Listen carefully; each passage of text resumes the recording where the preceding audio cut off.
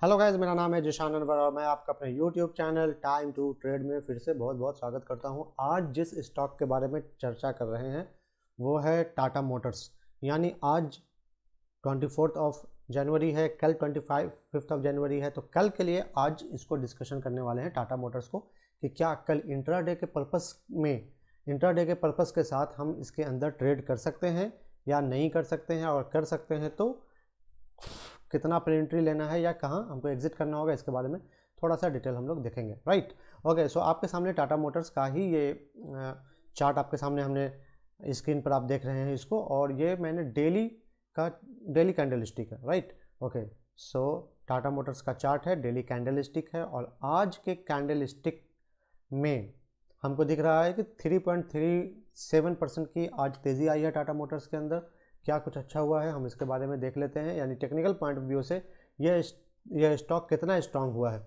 सो मेरे यहाँ पर तीन आपको लाइन दिख रहे होंगे, रेड, ग्रीन और ब्लू में। ये तीनों के तीनों मूविंग एवरेजेस है, जो कि एक्सपोनेंशियल मूविंग एवरेज है। मैं आपको बताऊँ यहाँ पर कि एक जो है वो 34, 55 और 21 मूविंग एवरेज है। Right, so 21 moving average and 34 moving average and it is the 55 moving average. Okay, so it is making a RGB. तो आज का जो ट्रेड हुआ है इसने इन तीनों मूविंग एवरेज के ऊपर क्लोजिंग ली है। That is the first good sign in the Tata motors. ओके, तो इस बात को ध्यान रखना है कि टाटा मोटर्स के अंदर या किसी भी स्टॉक के अंदर अगर कोई स्टॉक इन तीन मूविंग एवरेज के ऊपर सस्टेन करता है, क्लोजिंग देता है, तो it is a good sign. इसका ये मतलब नहीं है कि आप इमीडिएटली इसके अंदर एंट्री कर लें, लेकिन यहाँ पर एंट्री करने के चांसेस बन रहे हैं।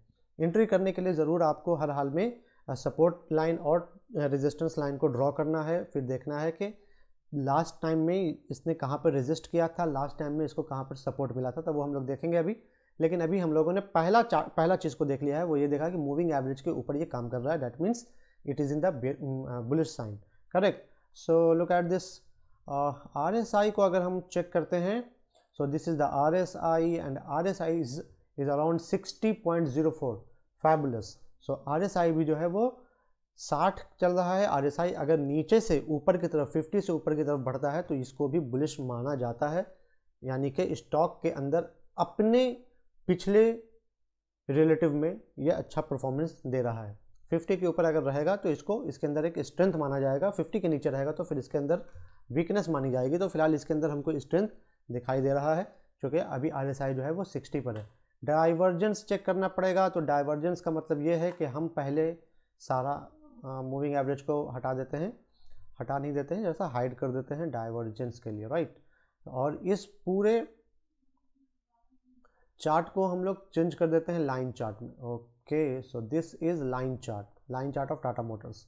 डाइवर्जेंस देखना है तो क्या होता है ना कि RSI और लाइन चार्ट ऑलमोस्ट एक तरह का आपको दिखता है।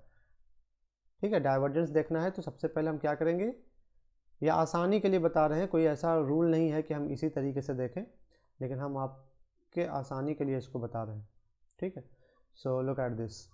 तो आपको दिख रहा है यहाँ पर भी इसी तरह का शेप बना है, यहाँ पर भी इसी तरीके का शेप बना है, और यहाँ पर भी अपसाइड, यहाँ से अगर इस पॉइंट से देखें तो यहाँ से लेकर यहाँ तक अपसाइड चल रहा है, और अगर हम इसके पॉइंट को भी चेक करें तो यहाँ से लेकर के यहाँ पर ये अपसाइड ही चल रहा है, यानी डाइवर्जेंस नहीं है। डाइवर्जेंस के अंदर क्या होता है कि अगर चार्ट के अंदर अपसाइड मूवमेंट है और RSI के अंदर डाउन साइड का मूवमेंट आता है, तो वैसे कंडीशन में आपको निकल जाना चाहिए, RSI को फॉलो करना चाहिए, चार्ट को फॉलो नहीं करना चाहिए। तो हम लोग ज़रूर डाइवर्जेंस को चेक करते हैं।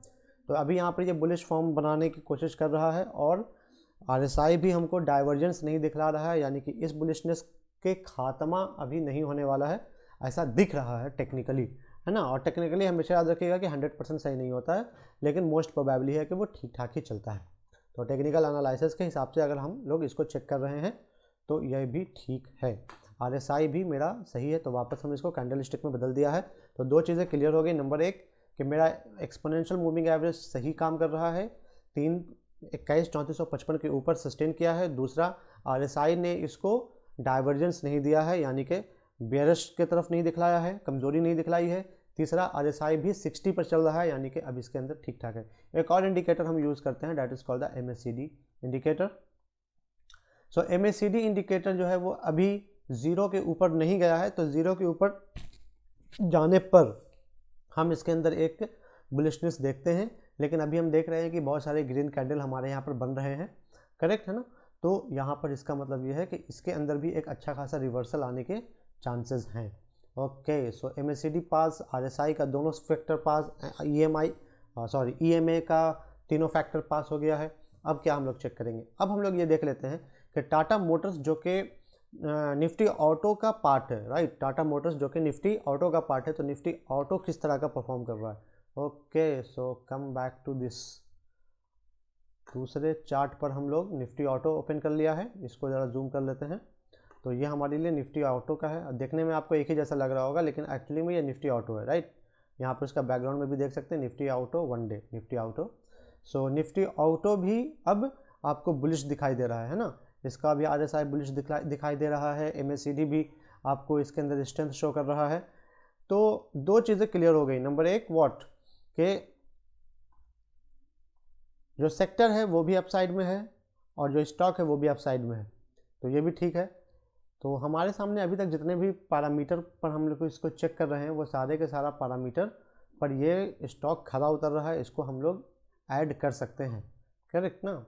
अच्छा, थोड़ा सा अब एक चीज़ और चेक कर लेते हैं इसका, ज़रा देखें लाइन बनता है या इसके अंदर लाइन नहीं बनता है, यानी कि ट्रेंड लाइन का क्या कंडीशन है।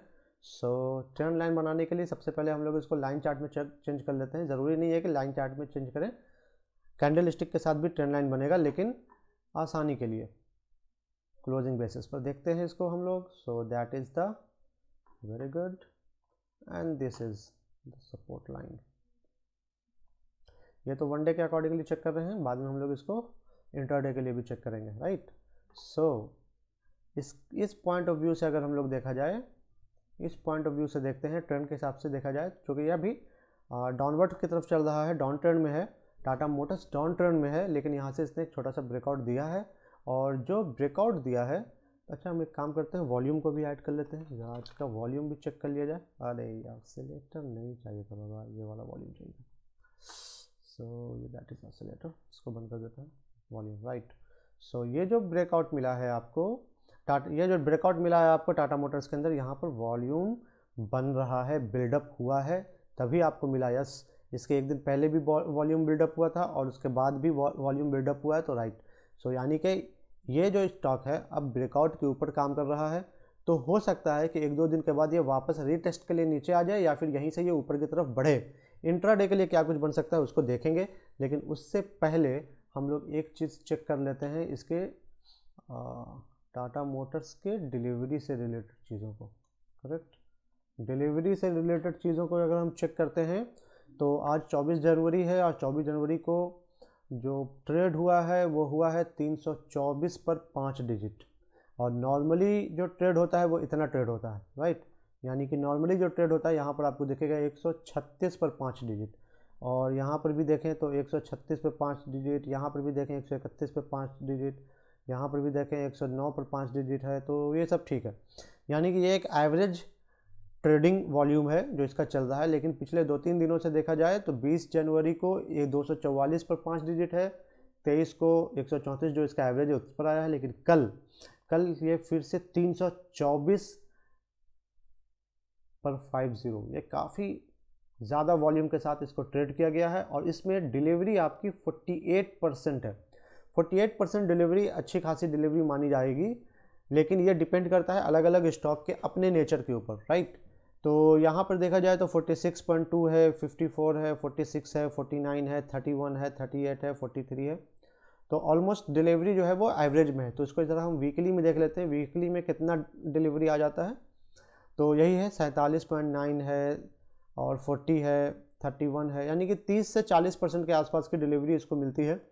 तो उस हिसाब से आज की जो डिलीवरी है वो अच्छी डिलीवरी मिली है। डिलीवरी का मतलब ये है कि इसको ले करके कुछ लोग बैठ गए आराम से, अब उसको वो कल निकालेंगे या परसों निकालेंगे या 1 हफ्ता के बाद या 1 महीने के बाद, ये इनके ऊपर डिपेंड करता है, हमको इससे कोई मतलब नहीं है। लेकिन हमारे लिए बस इतना अच्छा है कि लोग इन्वेस्टर्स ने इसमें अभी कॉन्फिडेंस दिखाया है, तभी तो वो लेकर के बैठ गए, रिजेक्शन नहीं आया ऊपर से, that is the good sign. तो ये अगेन इसके ऊपर एक अच्छा साइन हमको मिला है। टाटा मोटर्स के ऊपर, तो हम लोग इसके अंदर एंट्री ले सकते हैं। करेक्ट। सो दो तरह के लोग होते हैं, एक होते हैं जो पोजीशन लेकर के बैठ जाते हैं, दूसरा होते हैं जो इंट्राडे करते हैं। तो इंट्राडे करने के लिए आपको हम सबसे पहले देख लेते हैं 15 मिनट का चार्ट। 15 मिनट का चार्ट का कंडीशन क्या है? Okay, so this is the 15 minute chart. शुरुआत के कुछ दौर में तो लंबे लंबे टावर बनाए हैं, लेकिन उसके बाद लंबे टावर बनने बंद हो गए हैं और एक रेंज के अंदर ये मूव कर रहा है। तो ठीक है, डाटाबेस बॉक्स को लेकर के आते हैं और यहाँ पर इसको लगा देते हैं। So this is the box, और इसी बॉक्स के अंदर ट्रेड हो रहा है, तो ये भी अच्छी बात है।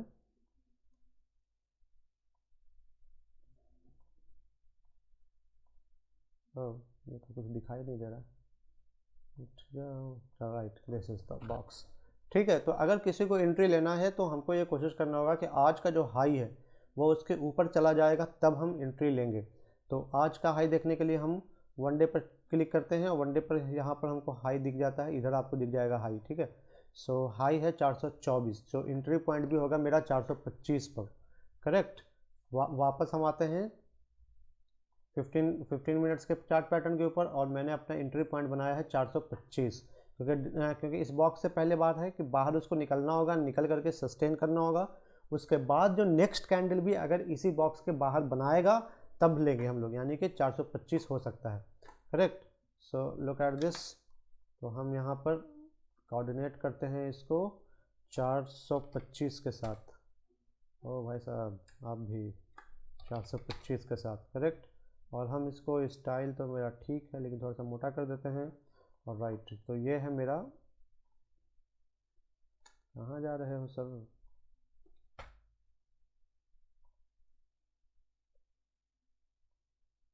हाँ, अब ठीक पकड़ा गया। राइट। सो ये मेरा हमने बना दिया है एक लाइन। इसके ऊपर जाएगा तो हम इसके अंदर मजबूती समझेंगे कल के लिए, और फिर से इसके अंदर ट्रेड कर सकते हैं। बाई करेंगे कितना? 425 के ऊपर, यानी कि 425 पर भी बाई करेंगे तो ठीक है। तो 425 पर हम बाई करेंगे, और उसके बाद हमारा जो टारगेट होगा वो हो जाएगा पहला टारगेट 429 का लेके इसका हाई कितना है भाई? इस कैंडल का हाई 427.80 है, तो 429 का ही हम लेते हैं पहला टारगेट। सो कोऑर्डिनेट कर देते हैं हम इसको 429 बाई 429 पर। राइट। और स्टाइल है, एक्सटेंड कर देते हैं राइट लाइन को, लेफ्ट लाइन को यहाँ से ये। So that is my first target. और अब हम इसको थोड़ा पतला कर देते हैं। This is my first target 429, and another target is what? Another target भी वैसा ही होगा। हॉरिजॉन्टल लाइन उठाते हैं और हम इसको ब्लू में कर देते हैं, पिक्सल हम आप इसका 2 कर देते हैं, और कोऑर्डिनेट दे देते हैं 433। Right. Okay, so this is the second target. So 2 target हम आपको दे रहे हैं, और आप इसको एसएल कितना पे लगाएंगे? तो आज जो इसका क्लोजिंग है 422 के नीचे जाएगा तो हम एसएल लगाएंगे। तो 421 का रख लेते हैं एसएल। तो 421 का एसएल लगा लेते हैं। स्टाइल हम इसका रेड कर देते हैं ताकि यहाँ पर बेच सकें। Right. So this is your intraday. इसको 1 घंटा के चार्ट पर चेक कर लेते हैं। राइट। ओके, जिनको पोजिशनल लेना है वो पोजिशनल लेकर के रख सकते हैं। ठीक है, आगे के लिए 5-6% का तो अपसाइड इसके अंदर आराम से आ जाना चाहिए, क्योंकि ब्रेकआउट आया है। तो ब्रेकआउट आने के बाद हो सकता है कि नीचे वो रिटेस्ट के लिए वापस आए, अदरवाइज वो ऊपर की तरफ ही चला जाए। ठीक है, तो ये था आज के लिए टाटा मोटर्स। कल मिलेंगे किसी दूसरे स्टॉक के साथ। अगर आपने सब्सक्राइब नहीं किया है तो सब्सक्राइब कर लें। जय हिंद, जय भारत।